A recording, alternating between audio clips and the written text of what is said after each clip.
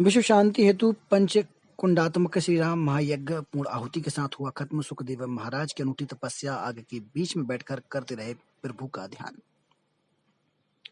सागर जिले की तहसील केसली के ग्राम झिरिया के पास जंगल में स्थित संत श्यावर दास जी महाराज की तपोस्थली में संत श्यावर दास जी महाराज की प्राण प्रतिष्ठा के साथ 7 दिवसीय श्री पंचकुंडात्मक श्री राम महायज्ञ का पूर्ण आहुति के साथ समापन हुआ। सबसे प्रमुख यज्ञकर्ता श्री श्री 108 सुखदेव जी महाराज की तपस्या भी इस यज्ञ में आकर्षण का केंद्र रही, जिसमें गर्मियों के दोपहर में भी संत श्री चारों तरफ आग का गोला बनाकर उसमें तपस्या करते देखे गए। अपने आप को एक चमत्कार से कम नहीं है। बाल योगी संत श्री बालक दास जी महाराज ने बताया कि 108 मंद श्री सुखदेव दास महाराज के सानिध्य में विश्व शांति के लिए श्री राम महायज्ञ एवं स्वामी श्यावरदास जी महाराज की मूर्ति की स्थापना की गई है। साथ ही आज भंडारा का आयोजन किया गया, जिसमें समूचे क्षेत्र के लोगों ने बढ़ चढ़ कर हिस्सा लिया। साथ ही 7 दिन अखंड श्री सीताराम नाम का संकीर्तन का आयोजन किया गया। हाँ, अपने 30 तारीख से और 5 तारीख तक श्री राम महायज्ञ का कार्यक्रम रहा जी। और वर्षावे 30 तारीख को पूर्णाहुति भंडारा हो गया, जिसमें श्री स्वामी जी की प्राण प्रतिष्ठा जी और ये यज्ञ रहा, सभी भंडारा हुआ जी जी। बस इसी में धुनी का हमारा गंगा दशहरे को धुनी का समापन होता है जी।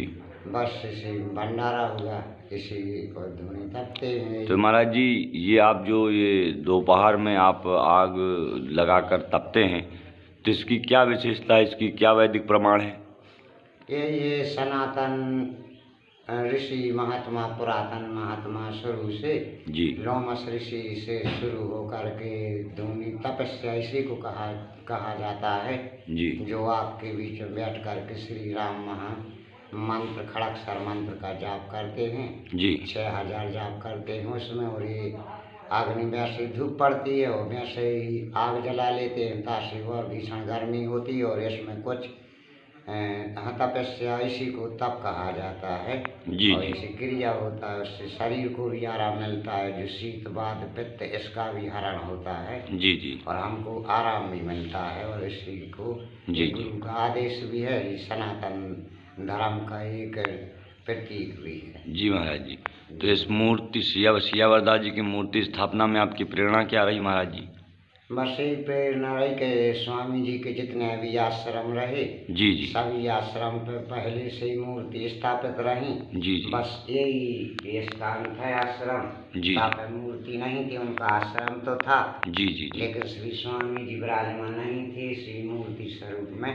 जी। तो बस यही हम सभी भक्तों से समझ के गाँव वाले झिरिया वालों ने जी और हम सभी ने विचार करके कि बस अपन श्री स्वामी जी की मूर्ति का तैयारी स्थापित करें। तो बस गाँव वालों से कहा, सभी से सब लोगों ने तैयारी की और इस वर्ष मूर्ति स्थापित कर दी। बस जी महाराज जी, तो नई युवा पीढ़ी के लिए क्या संदेश रहेगा आपका?